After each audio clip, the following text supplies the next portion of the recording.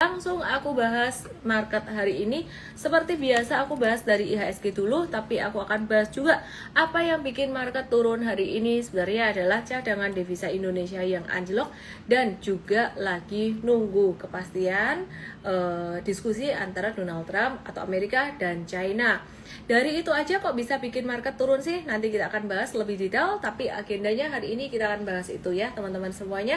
Jadi langsung aja teman-teman yang mau lihat chart lebih lanjut ke IG aku @elugme_official. Jadi hari ini market itu turun 1,42% dan saham-saham Big Bank semuanya pada turun dan saham-saham yang ada di retracement pada turun semua. Turunnya langsung drastis tadi setelah ada pengumuman cadangan devisa Indonesia yang turun. Ya, jadi turunnya agak dalam. Oke ya, kita bahas dulu deh tentang cadangan devisa. Gimana sih kabarnya cadangan devisa dalam negeri kita, Indonesia. Sebelum kita bahas lebih lanjut saham-saham hari ini. Jadi cadangan devisa Indonesia per April 2025 ini turun sebesar 4,6 miliar, sekitar 2,93% dari 157,1 miliar US dollar jadi 152,5 miliar US dollar. Chartnya kira-kira kayak gini. Teman-teman yang ada di TokTok yang di ETH, aku mau kasih lihat chartnya penurunan cadangan devisa Indonesia ya. Oke, yang ada di ETH, yang di TokTok.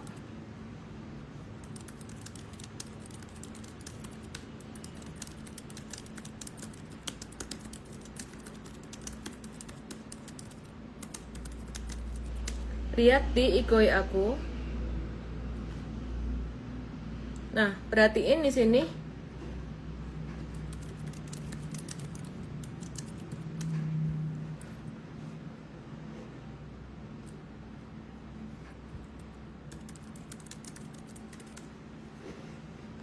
Ya, perhatikan di sini. Nah, ini turun banget cadangan devisanya. Aku akan buka linknya yang lebih jelas ya. Aku akan buka chartnya yang lebih jelas biar angkanya sebelumnya kelihatan. Nah, ini perhatiin. Teman-teman yang di TokTok yang di YT. Ini cadangan devisa Indonesia. Itu dari 157.000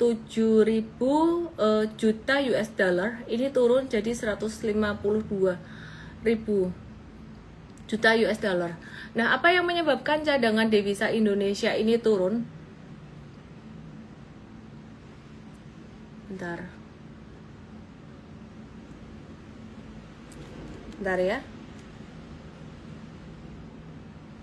Apa yang menyebabkan cadangan devisa ini turun, teman-teman? Ya, jadi turunnya lumayan signifikan. Meskipun turun sebenarnya ini masih dianggap aman sih, karena sekitar 6 bisa membiayai sekitar 6,5 bulan impor dan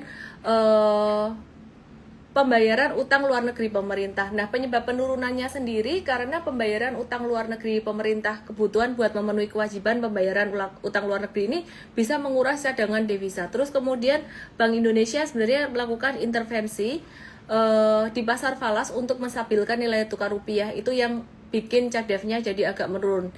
Nah, jadi Bank Indonesia mungkin melakukan intervensi dengan menjual cadangan devisanya. Terus penurunan penerimaan devisa dari ekspor, kinerja ekspor yang agak melemah itu bisa mengurangi masuknya devisa dari dalam negeri. Impactnya lumayan kah? Terus penyebabnya apalagi selain cadangan devisa Indonesia yang turun, sebenarnya dari perang dagang juga. Ada kabar bahwa Donald Trump itu tidak akan mengurangi tarif pada barang-barang dari China meskipun ada kemungkinan dimulainya pembicaraan perdagangan Amerika dan China. Nah, hal ini bertentangan dengan spekulasi sebelumnya bahwa Donald Trump itu mungkin akan menurunkan tarif 145% untuk mulai negosiasi. Ini juga sangat berdampak sekali ya, bikin market turun hari ini. Terus Amerika lagi mempertimbangkan untuk memberikan pengecualian tarif pada beberapa barang anak-anak yang berasal dari China seperti kursi, mobil-mobilan bayi, stroller, dan tempat tidur bayi, mainan bayi gitu ya. Kenapa? Karena ternyata ada kabar di Amerika tuh harga untuk peralatan anak-anak seperti itu tuh naik tinggi sekali, dimana 70% manufacturernya itu ada di China. Jadi sebenarnya perang tarif ini menyulitkan Amerika sendiri, tapi katanya Trump nggak akan ngurangin tarif barang-barang dari China ya. Jadi Uni Eropa sendiri itu juga mengancam akan mengenakan tarif tambahan pada produk Amerika termasuk mobil jika negosiasi perdagangan dengan Amerika gagal. Nah, jadi sebenarnya kemarin perang tarif itu memasuki masa pausing dan saham-saham naik, tapi investor-investor besar sendiri masih melihat perang tarif ini masih beresiko ya. Jadi kenaikan kemarin itu sifatnya masih technical rebound saja. Hal itu juga yang saya ulang beberapa kali dan itu membuat Warren Buffett cash-nya tuh masih banyak banget. Dan hari ini tadi di M-Trade itu kita ada kasih tahu di notes M-Trade, kita kasih tahu teman-teman yang punya saham big banks untuk profit taking dulu yang buat trading, kecuali buat yang buat long term investing atau value investing. Jadi pada tanggal 8 atau 9 April kemarin banyak banget teman-teman yang spekulatif buy big banks. Nah, ini udah mulai rawan profit taking. Jadi tadi kita ingatkan untuk profit taking dulu gitu ya. Terus kemudian ada yang menarik, hari ini saham BBTN-nya nggak turun tapi justru malah naik. Nah, aku mau bahas dulu untuk saham-saham perbankan besar. Udah lama kita nggak bahas big banks. Hari ini kita akan bahas big banks. Bank Mandiri, BBRI itu turun 3% lebih, BCA turun 1%-an lebih. Terus asing hari ini net sell hampir 1T, 906,3 miliar. Saham yang banyak dijual asing itu ada Bank Mandiri, BRI, terus BNI, TLKM, ASII. Jadi saham-saham ini yang bentuknya atau ngikuti gerakannya tuh mirip banget dengan banking, TLKM dan juga ASII. Oke, kita lihat dari BBCA dulu ya, teman-teman yang nanya banking, udah lama nggak bahas banking. Hari ini tuh udah rawan banget profit taking dan menurut aku sangat wajar sekali BBCA ini bisa turun sampai ke level berapa. BBCA koreksinya bisa sampai ke level mungkin sekitaran 8550 sampai 8650-an ya. Jadi bisa turun sampai ke area ini 8550 atau sampai 8560. Maka dari itu teman-teman yang trading udah mesti siap-siap profit taking ya. Perhatikan dari bottom sampai puncaknya ini BCA tuh udah naik sekitaran 25%. Dan ini akan sangat wajar sekali kalau misalkan big money atau institusi the whale paus-pausnya profit taking dulu. Bahkan tidak menutup kemungkinan jika mereka profit takingnya itu sampai 8325 atau 8400 itu bukan mustahil, bukan satu hal yang mustahil. Jadi retracement yang kita antisipasi di angka 8550, teman-teman yang di TokTok yang di YT mau ke Igoy lihat chartnya, retracement yang ada di angka 8550 ini satu kemungkinan. Ya, ini kemungkinan yang terdekat gitu. Jadi tidak menutup kemungkinan dia bisa retrace sampai ke level 8.300 lagi. Wah, gerakannya apa bisa segila itu sih? BCA itu kan gerakannya termasuk yang smooth. Betul sekali, BCA gerakannya termasuk yang paling smooth. Tapi kalau di zaman pemerintahan Donald Trump, apapun bisa terjadi. Nah, jadi perhatikan saja, BCA ini dalam rentang waktu benar-benar 1 bulan plus 1 bulan pas plek keteplek tanggal 8 April sampai tanggal 5 Mei naiknya 22 sampai 25% gitu ya, sampai 26% malahan. Nah, jadi kalau misalkan mereka profit taking terus, bahkan profit takingnya sampai 8.300-an, sebenarnya big money itu masih untung gitu. Oke, terus kemudian kita akan move ke ini valuationnya gimana? Valuation BBCA kalau di angka saat ini sebenarnya sudah kembali mendekati angka wajarnya di 9.300-an ya. Jadi kalau waktu itu turun sempat di minus 1 dan sempat di minus 2. Jadi sebenarnya kalau misalkan Bapak Ibu ada yang profit taking buat trading atau belum dapat buat investing jangka panjang, itu nunggu dikoreksi sekitar 8550-an, itu jika dikasih akan sangat bagus sekali. Nah, kemudian selain BBCA itu kemudian kita akan lihat saham BMRI. BMRI ini valuationnya secara historical dia masih sekitaran fair value dan diskonnya cuman dikit aja. Dan kalau teman-teman perhatikan, BMRI ini kan sideways ya, nggak kayak BBCA yang naiknya tinggi. Sebenarnya naik juga sih, tapi karena ada pembagian dividen waktu itu, jadi pada tanggal 14 April dia turun, tapi turunnya tidak sebesar dividen yieldnya. Biasanya turun sebesar dividen yield, tapi ini tidak turun sebesar dividen yieldnya. Yang di TokTok yang di YT, di Ikoi ada chartnya ya teman-teman semuanya. Nah, terus perhatikan di sini. BBRI naiknya kok tidak sebanyak BCA dari bottom sampai puncaknya waktu itu ya, sempat naik sampai 22% loh.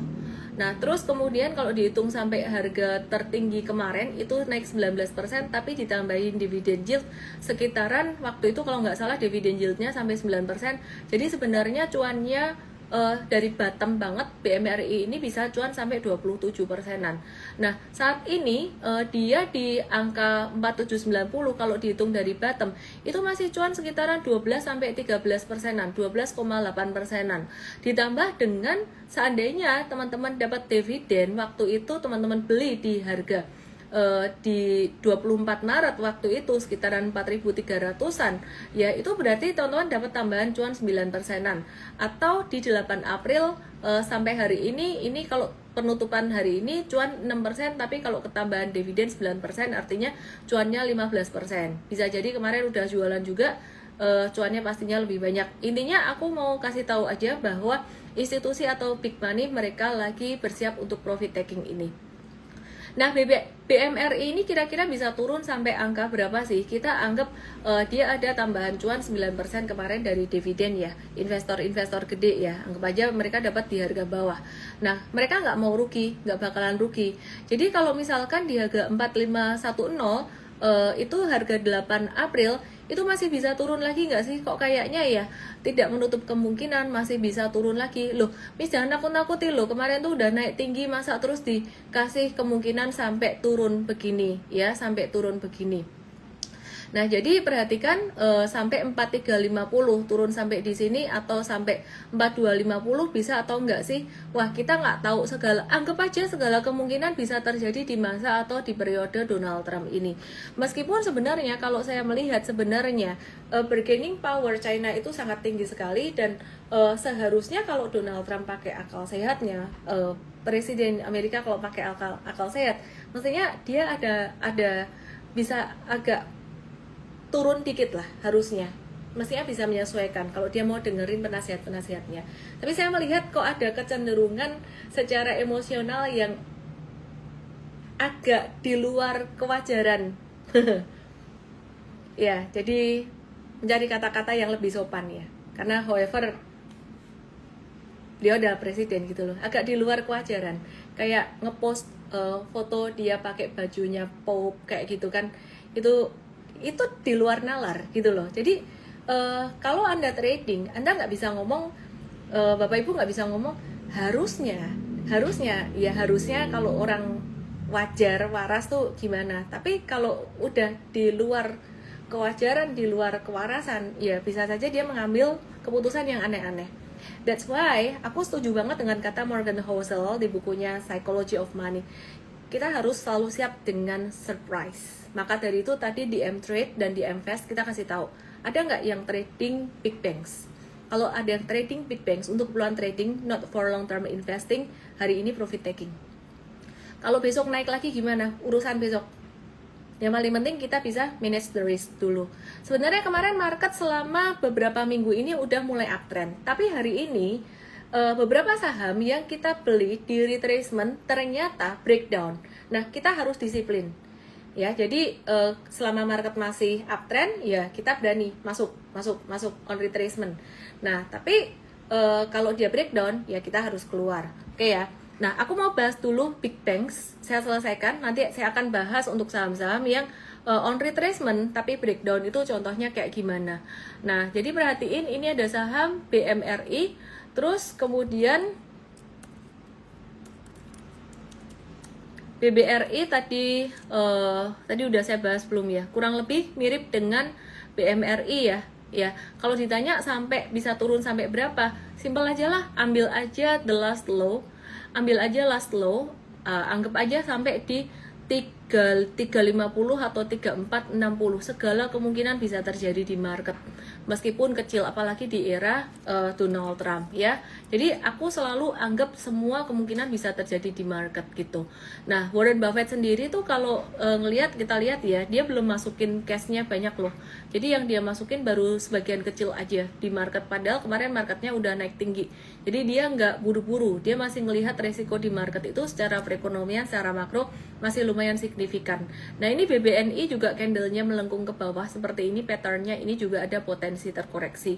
Mungkin normally jangka pendek ke 3960, 3930, tapi karena ini era Donald Trump, aku akan ambil angka yang sangat ekstrim sekali, 3630 ya. Belum tentu, tapi sebaiknya waspada.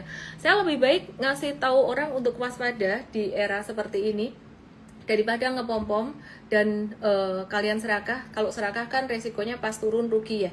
Kalau waspada paling kehilangan kesempatan sebentar, tapi bisa catch up lagi. Kalau misalkan kita lihat trennya membaik, kemarin kita catch up juga tuh, banyak cuan juga gitu ya. Oke, terus kemudian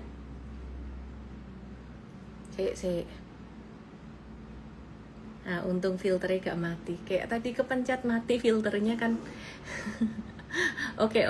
Aku mau lanjut dengan saham BBTN. Langsung aja. Kenapa BBTN ini nggak turun? Teman-teman yang di TokTok yang ada di YT, langsung aja ke Igoy. BBTN ini very beautifully.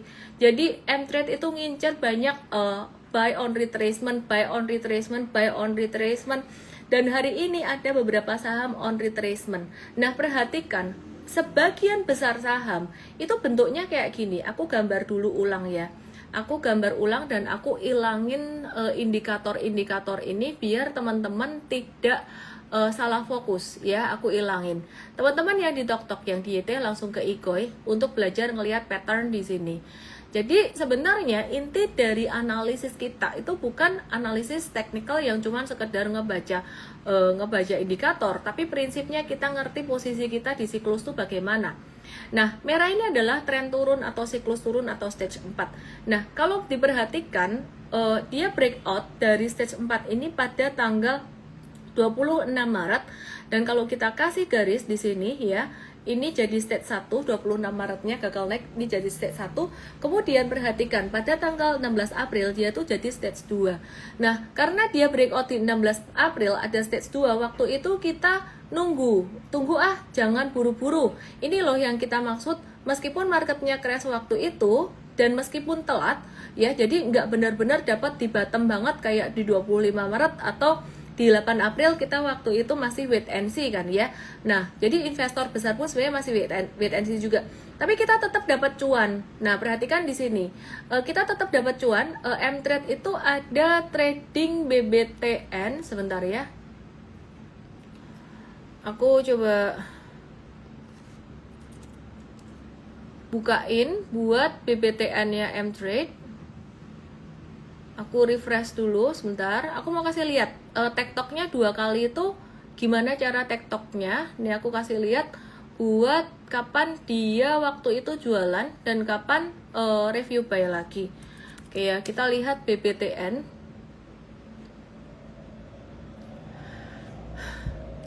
Oke, sempat waktu itu di tanggal 22 April review buy, terus review sell 23 April. Yuk kita lihat di sini 22 April, 23 April udah review sell untuk swing trading, tapi jangka menengahnya dia masih hold. Jangka menengahnya masih hold sampai sekarang cuan 20-an%.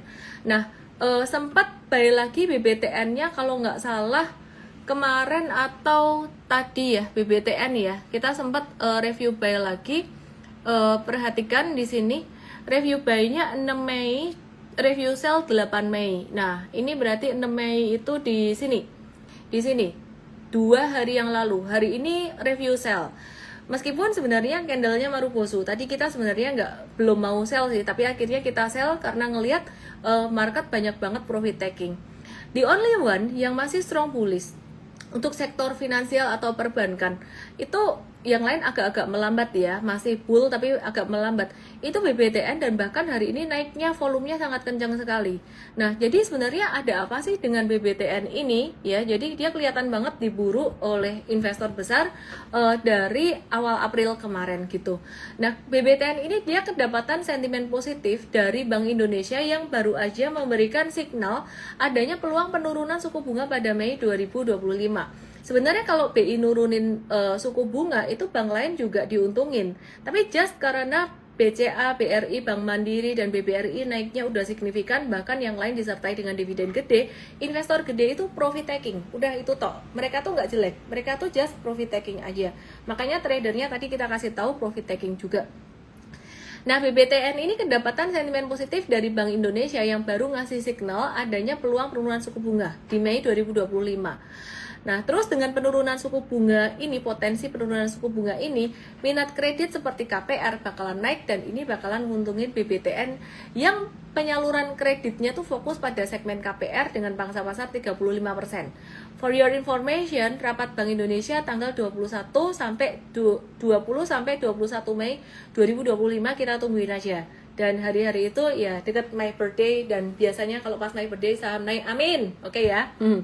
Oke, terus saya nanti akan bahas lagi tentang sell on May and go away. Itu aku sebenarnya udah ngulang berkali-kali tapi masih banyak orang yang salah kaprah dengan sell on May. Kedengeran nggak sih suara motor gila itu? Ya, nanti aku akan bahas lagi. Nah, BBTN ini pendapatan bunga bersihnya secara tahunan itu naik 17,1% dan itu angkanya bagus. Secara kuartalan ya, year on year-nya naik 17%. Dan secara kuartalan dia itu naik 34,4% pada first quarter 2025. Nah, laba bersihnya naik 5,1% secara tahunan, meskipun secara kuartalan laba bersihnya agak-agak turun karena beban provisinya naik. Beban provisi naik 46,6%. Apa itu beban provisi? Itu biaya pencadangan. Itu kayak BRI yang di kuartal pertama itu biaya pencadangannya itu sangat besar sekali. BNI dulu juga pernah seperti itu. Pencadangan apa? Pencadangan kalau misalkan ada kredit macet, kira-kira seperti itu ya. Nah, terus kreditnya, penyaluran kredit itu juga naik 5,5% secara tahunan atau 1,4% secara kuartalan. Margin bunga bersihnya juga makin tebal, meskipun naiknya nggak banyak 0,3% secara tahunan aja, didorong dari penyesuaian effective interest rate. Ya, jadi sebenarnya secara fundamentally dia juga bagus. Nah, yang menarik ada info dari Danantara, 2,5% dividen BUMN untuk Danantara untuk membentuk Danantara Trust Fund ya. Jadi Danantara ini sedang membentuk Danantara Trust Fund, yaitu lembaga filantropi yang akan mengalokasikan 1% sampai 2,5% dari dividen tahunannya untuk kegiatan sosial. Danantara itu nargetin donasi minimal 100 juta per tahun dengan komitmen hingga 1 miliar selama 5 sampai 6 tahun ke depan gitu ya. Nah, jadi dampaknya ke pasar saham apa ya? Dan dana ini tuh bahkan difokusin ke sektor pendidikan, kesehatan, dan sanitasi gitu. Jadi dampaknya ke pasar saham ini ada kemungkinan beberapa sektor diuntungkan seperti sektor kesehatan dan juga sektor edukasi. Beberapa emiten yang filantropis atau aktif CSR itu dapat sentimen positif seperti TLKM, BBRI, dan Bank Mandiri, tapi ini untuk jangka panjang ya. Sebelum saya lanjutkan bahas saham-saham lagi, ada berita positif lagi dari IDX yang terus berusaha untuk ngasih sentimen positif buat market biar market Indonesia juga terus bergerak. Setelah ada kabar bahwa kode broker mau dibuka karena banyak teman-teman trader yang tradingnya mungkin masih nyontek ya, asing beli jual apa, saya nggak pakai cara itu, tapi ya banyak yang masih nyontek cara seperti itu dan itu bisa jadi nambah liquidity juga. Bursa Efek Indonesia per hari ini resmi membuka pendaftaran liquidity provider. Jadi sekuritas atau anggota bursa yang mereka sebut anggota bursa itu sekuritas tempat Anda transaksi beli jual saham, itu boleh daftar jadi liquidity provider. Artinya kalau dulu perbandaran saham itu diumpet-umpetin, dihitamkan, sekarang udah mulai diatur, bukan diputihkan tapi maksudnya ada yang mengatur. Sederhananya liquidity provider itu adalah pihak yang menjaga keseimbangan antara harga beli dan jual saham, bid overnya jadi lebih tebal, jadi lebih oke. Nggak yang kita kalau mau beli saham secara fundamental bagus, teknikal menarik, ya bidnya kecil, bidnya totalnya nilainya cuma berapa juta rupiah, kalau kita beli nanti gampang banget diguyur sama bandar, habis itu jatuh. Sebentar, nanti jangan-jangan bandarnya nitip duit ke sekuritas, bisa nggak? Ya bisa sih, tapi kalau di sini kayaknya tuh lebih transparan gitu loh. Jadi kelihatan kan sekuritas mana yang dia sebenarnya lagi nadain atau bid atau beli saham tersebut gitu loh. Jadi mungkin kayak ya lebih terregulasi aja, lebih regulated aja. Jadi ada aturan-aturannya dan tidak semua saham bisa diginiin. Ada beberapa saham yang bisa di liquidity providerin, ada yang tidak bisa. Listnya nanti akan diumumkan oleh bursa. Tadi saya ada nanya Pak Direktur Bursa, ada Pak Jeffrey, saya tanya dan katanya tunggu ya, nanti akan diumumkan. Yang penting hari ini sudah dibuka pendaftarannya dulu. Nah, kapan ini mulai jalan ya nanti dikasih tahu kalau udah ada sekuritas yang jalan dan memenuhi kriteria.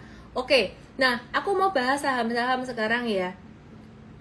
Sebelum aku bahas tentang US lagi, jadi aku akan move ke saham Indo dulu, nanti aku akan bahas ke US lagi ada sentimen apa.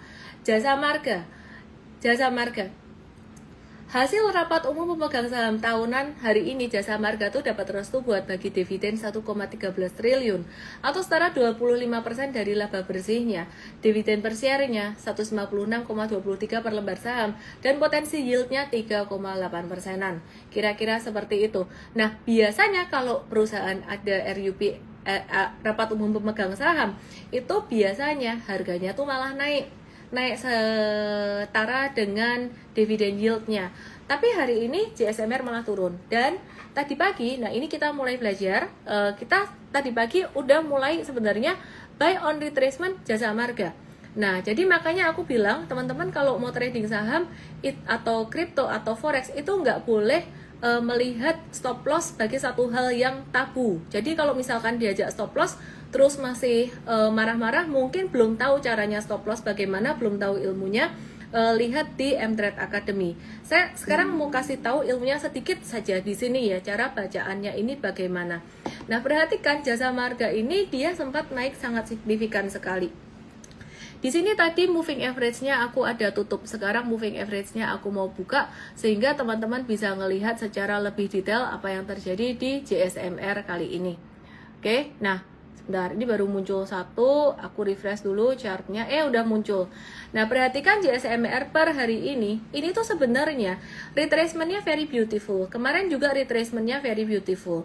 Jadi Jasa Marga ini dia sudah breakout. Nih, aku kasih gambar stage nanti kalau teman-teman menganalisis. Jadi memang tidak ada yang 100% pasti, cuman kita sudah mengantisipasi. Nah, tadi setelah berita tentang cadangan devisa Indonesia turun, itu sebenarnya banyak saham yang turun juga ya. Kalau kita ngelihat chart ya kita tahu apa yang harus dilakukan tanpa harus tahu beritanya apa. Itu yang menarik kalau kita trading ya dengan metode super trader. Misalkan teman-teman gak ngerti beritanya apa, tapi misal nih tak kasih gambaran ya, ini downtrend tadinya, terus udah breakout dari sideways-nya di sini. Ini stage 4, di stage 1 downtrend, sideways, breakout jadi uptrend. Nah, kalau pas jadi uptrend kita gak mau kejar. Nah, terus kemudian mungkin tadi ada yang belum ngerti kenapa stop loss, saya jelaskan di sini. Nah, perhatiin, pas kemarin dan hari ini tadi pagi pas morning briefing pun kita masih ngebahas JSMR ini. Mungkin aku kasih satu garis pendukung di sini supaya teman-teman kelihatan, dan aku akan kasih warna merah dan merahnya aku tebelin. Jadi teman-teman kelihatan yang di tok-tok yang di YT. Perhatiin di sini. Ya. Di sini 7 Mei pas banget kena apa yang aku tandai merah ini. Ini beautiful banget sebenarnya supportnya, ada MA100, ada Fibonacci 38,2% dan itu Fibonacci sakral.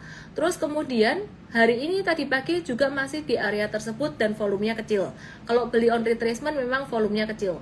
Tapi siang hari ternyata setelah sentimen negatif di bursa, nah semua pada jualannya termasuk saham-saham big banks juga pada jualan, yang di tok-tok yang di YT ke Ikoy aku _official, dan dia jatuhnya dengan volume transaksi besar.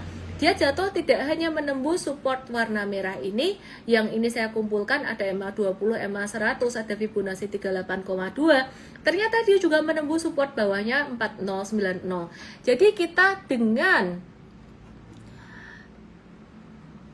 nih aku mau kasih lihat ya, kita dengan berbesar hati ya, ini aku masih loading M-Trade-nya, aku mau kasih lihat hari ini Jasa Marga kita ada stop loss 2% sampai 5% ya. Jadi teman-teman mesti mengerti kenapa, alasannya. You have to understand the why dibalik setiap pengambilan keputusan ya. Kalau nggak ngerti the why ya sangat berbahaya atau sangat berisiko dan malah bikin bingung kalau ngikut orang. Di saat yang sama, BSDE kita juga kena pembatasan risiko atau kena stop loss. Nah, teman-teman semuanya perhatikan ya. Jadi, teman-teman kalau ngikutin sistem, ya, ini perhatiin ya. Ini kalau ngikutin sistem, teman-teman. Nah, ini udah downtrendnya tuh udah breakout. Perhatikan di sini. Ya, jadi mesti harus mau mengerti the why. Breakout di sini. Terus kemudian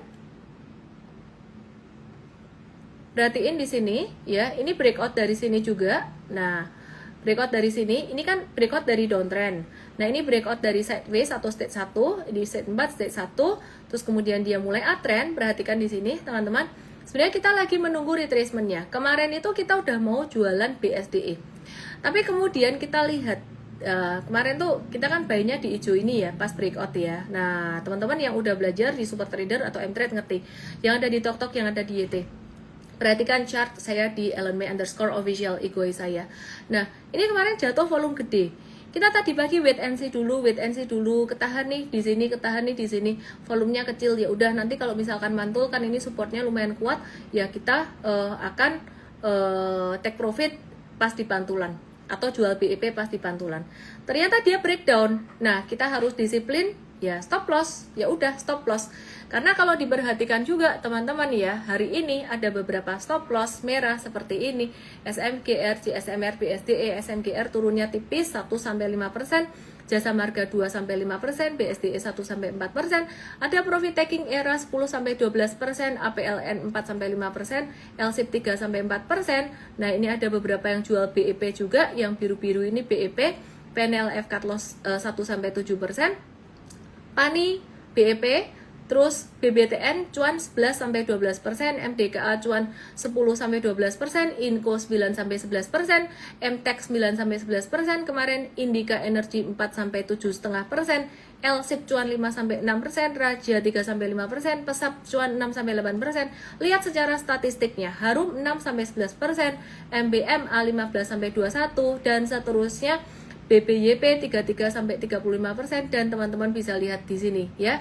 Jadi secara statistiknya dari 30 April kemarin sampai dengan seminggu ini, sampai dengan tanggal 8 ini banyakkan profit taking daripada stop loss-nya. Nah, caranya gimana sih? Waktu itu tradingnya aku persingkat aja cara tradingnya, dan waktu itu masih harus agile. Di awal April, pertengahan April, tim coach kita tuh kalau Anda perhatikan ya, tone-nya itu masih tone yang sangat hati-hati sekali. Hati-hati. Terus kita ubah, mulai masuk sekitaran pekan ketiga April, kita ubah, kita kasih tahu market ini bull market jangka pendek.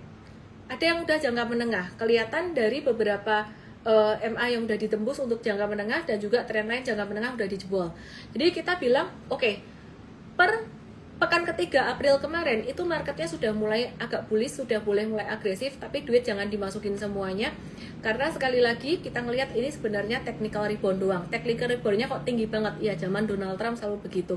Nah, kemudian per hari ini kita udah mulai ubah lagi view kita ubah jangka pendeknya. Per hari ini udah mulai lampu kuning per hari ini. Jadi kalau per pekan ketiga sampai pekan keempat April kemarin, bahkan sampai awal Mei itu bullish. Bahkan sampai tadi pagi pun belum terjadi breakdown, itu masih bullish. Loh, tapi apa gak bisa toh mengantisipasi cadangan devisa turun atau gimana? Sebenarnya kalau teman-teman perhatiin ya, kemarin itu kita udah antisipasi dari IHSG yang dekat resisten, dan aku udah ngomong beberapa kali, ini bukan waktunya serakah. Teman-teman yang dulunya banyak nyangkut harusnya sekarang udah mulai profit taking. Kalau trading itu porsinya kecil di atas saja, di atas piramida. Sedangkan yang investing di bawah itu kan porsinya lebih gede ya. Jadi buat yang trading itu harus lebih agile. Per tadi pagi buat trading kita masih mau buy on retracement, tapi per siang atau sore tadi kita udah ngelihat view-nya market ini udah agak-agak jangka pendeknya lampu kuning lagi. Apakah sudah bearish? Belum sih, balik ke sideways lagi. Sementara seperti itu. Jadi semoga ini juga bisa ngasih satu guidance buat teman-teman semuanya. Dan sekarang kita mau lihat gold spot. Gimana kabarnya gold spotnya?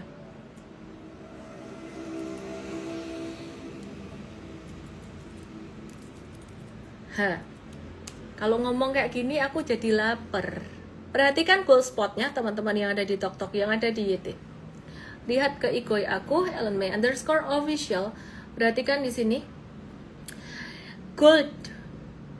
Buat yang bisa baca chart, kalian akan bisa lihat satu tren, perlambatan tren, ya. Nah, perhatiin, ini adalah tren naik. Ini adalah tren naik. Sebenarnya tren naiknya waktu itu kayak gini sih, ya, kayak gini. Nah, ini perang tarif jatuh, terus naiknya kenceng, dia malah breakout. Nah, jadi pada tanggal 11 April itu breakout. Terus kalau tak tarik garis, itu kayak gini. Percepatan tren yang di TokTok yang di YT. Ini di M-Trade Academy atau di workshop Super Trader kalian udah ngerti percepatan tren. Nah, so very interesting. Aku mau kasih warna merah yang ini dan aku mau kasih warna ungu. Kalau dia masih uptrend cepet, maka gunung ini atau high ini harusnya tuh mentok kena si ungu. Tapi dia gak mentok kena ungu. Dia cuman sampai di sini doang. Ini artinya udah perlambatan tren. Yuk kita tarik terus garis yang ini. Oh, masih lebih cepat sih dibandingkan dengan uptrend sebelum bulan April kemarin. Masih di atasnya garis hijau. Masih di atas garis hijau ini. Tapi ini udah mulai slow down. Nah, slow down ini apakah jadi downtrend? Tidak, belum tentu dia jadi sideways. Tapi kalau aku disuruh long XAU ini, aku akan tradingnya very short term banget. Aku nggak akan trading yang ngehold lama-lama. Mungkin aku akan pakai time frame yang lebih kecil. Dari 4 hours jadi satu jaman. Kalau sempat mantau ya. Kalau nggak sempat mantau, jangan. Nah, ini ilmu super trader, ilmu M-Trade bisa sangat dipakai sekali. Terus kemudian aku mau ke Bitcoin dikit. Nah, hati-hati ya teman-teman ya. Bitcoin itu kan per hari ini tadi hampir nyenggol cepet jeng lagi. Hampir nyenggol 100.000. Nih, high di level 99897. Bitcoin itu mirip kayak saham gerakannya. Jadi kalau saham naik, Bitcoin naik. Nah, ini Bitcoinnya udah naik dari sekitaran pertengahan April kemarin. Bahkan bottomnya itu di 8 dan 9 April sama kayak saham. Jadi sekarang saham itu udah agak-agak oversold sedikit, sudah agak-agak lelah. Tapi si Bitcoin ini gimana? Sama juga sebenarnya kalau aku mau taruh resistance di sini, apalagi angka bulat 100.000 itu agak susah dijebol. Aku cuma mau ngingetin buat kalian yang ngelong Bitcoin, sebaiknya kalau trading very short term aja ya. Jadi view-nya di saham terutama saham Indonesia ini kita gas dan remnya tuh udah berubah cepet banget. Thank you One Code gift-nya. Kita udah mulai agak ngerem lagi saat ini. Oke, ada berita dari Amerika. Amerika tuh terancam krisis utang akibat pemotongan pajak.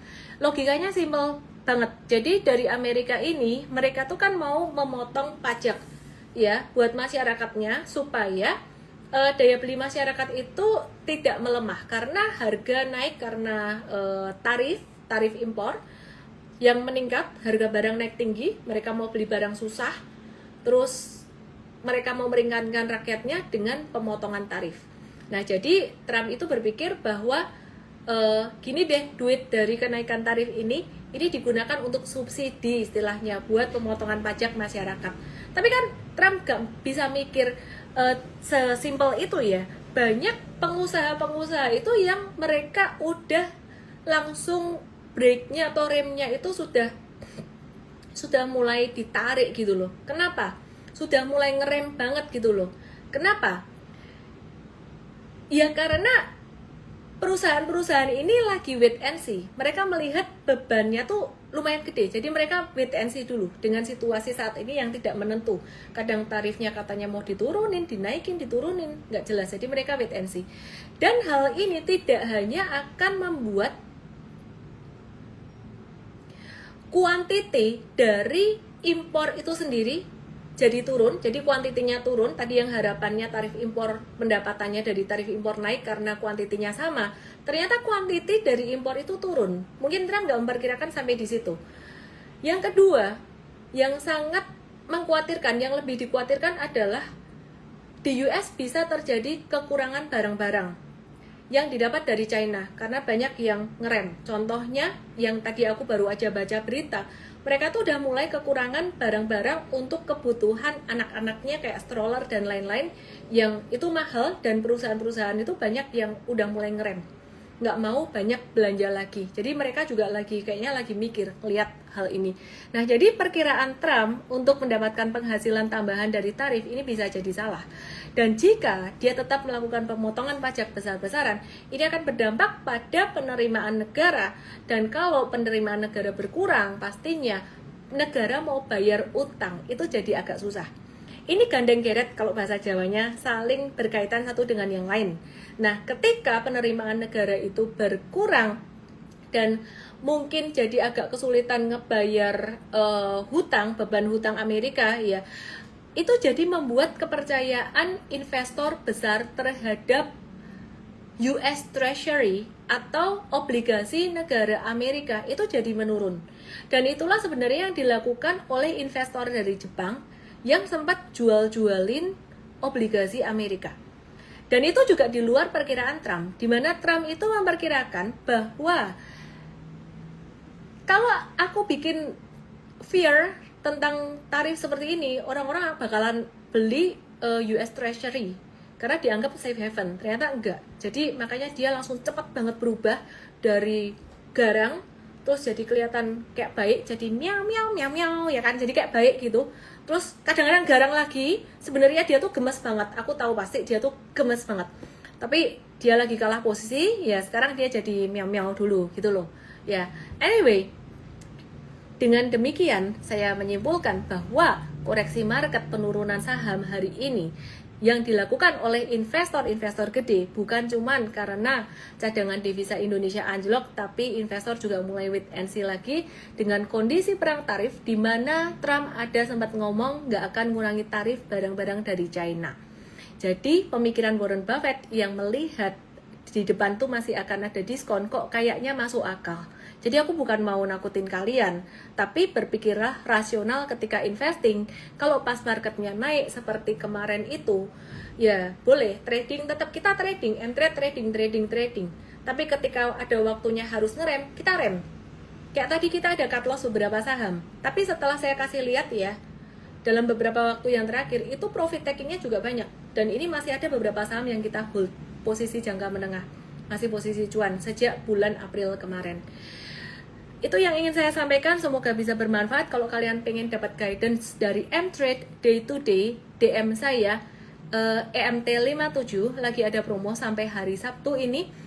Kalau kalian DM EMT57 artinya kepengen daftar buat M-Trade 1 tahun, tonton e-course-nya dulu, nggak boleh cuman mengandalkan trading ideas. Karena kalau kamu cuma ngandelin trading ideas, kamu gak ngerti yang ada di pikiran kita ini, saya dan tim-tim di belakang layar. Nanti kalau misalkan cuan senang jadi serakah, kalau pas lagi rugi ngomel-ngomel, itu kita tahu kalau yang tadi misalkan diajak cut loss JSMR ngomel atau apa, itu berarti dia belum selesai. Dan setelah kita cek memang di back office belum selesai kelasnya, jadi bahasanya itu nggak nyampe, pemikiran frekuensinya ngomong itu kayak orang pacaran tuh nggak nyampe gitu loh ya. Jadi misalkan pokoknya nggak nyampe aja. Intinya penting banget kalian harus selesaikan e-course-nya dulu sebelum kalian mengikuti trading ideas-nya. Untuk investasi big banks, long term investing, hold. Dan jika turun, beli lagi. Kan kalau long term investing kayak gitu. Terus kalau pengen join acara Sabtu nanti DM saya M-Trade Start 2. PNLF gimana? JSMR gimana? Udah PNLF tadi, JSMR terus Bumi, ini banyak nanya, kok JSMR udah dibahas tadi. PNLF breakdown juga saya. Jadi tadi PNLF kita cut loss juga. So it's very simple sebenarnya ya, analisisnya itu perhatiin. Ini kan downtrend. Terus aku matiin komennya dulu karena ternyata banyak yang nanya saham beberapa, ini aku akan bahas. Ya, jadi ini udah mulai sideways, terus di sini udah mulai uptrend. Nah, ini ada retracement, dan ketika retracement di sini, ini juga retracementnya tuh cakep, teman-teman. By the way, masih ada seat untuk workshop super trader bulan September nanti, Jangan sampai investasinya nanti naik lagi ya. Early bird 1, 2, dan 3 terus ya. Terus, nah ini perhatiin, ini sama kayak Jasa Marga tadi. Ini ketahan di Wibo 38,2 dan bekas high-nya di sini di 27 Maret. Jadi ini sebenarnya pattern-nya beautiful. Tapi se-beautifulnya pattern, jika dia ada pembalikan arah kayak gini ya wis cut loss lah. Gitu ya. Oke, terus kemudian bumi gimana? Boom.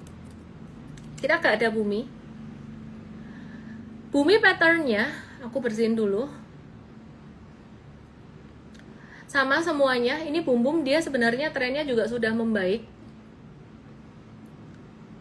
Nah, terus dari downtrend, ini sideways, satu ini sudah mulai uptrend. Dia belum ada tanda-tanda mau turun, belum ada. Tapi kalau aku ngelihat market secara general, kayaknya udah mulai wait and see dulu lah. Wait and see dulu. Sebenarnya ini nggak ada tanda bearishnya. Ini uptrend jangka pendek. Dan kalau aku lihat ini ada pattern inverse head and shoulders gede gitu. Cuman jangan terlalu optimis dulu untuk saat ini. Kayaknya breaksnya atau remnya buat jangka pendek ini mesti dipakai buat wait and see dulu. Jadi berinvestasilah seperti investor besar seperti The Whale. Tradinglah seperti The Whale juga. The Whale itu investor gede, kalau dalam sebulan udah naik 20-an%. Wah, itu mereka bakalan profit taking banget. Dan berinvestasilah seperti Warren Buffett. Prinsipnya contrarian, be greedy when others are fearful and be fearful when others are greedy. Kalau marketnya masih uptrend, kita boleh trading. Tapi kalau ada rem jangka pendek ya kita mesti ngerem. Sedangkan kalau untuk investasi jangka panjang, ya let's see, apakah kita akan dikasih satu kesempatan lagi buat dapat di bawah gitu ya. Yang jelas tadi saya sama seperti Mtrade, personally di portfolio saya yang saya trading dari awal April kemarin, aku udah banyak profit taking gitu ya. Semoga bermanfaat dan jangan lupa daftar Mtrade Start hari Sabtu jam 10 Mei tanggal 10 Mei jam 10 pagi. Ini trade anything made easy, bisa untuk trading apa aja. Antam justru nunggu retracement. Oke, kira-kira itu aja yang saya bisa bagikan.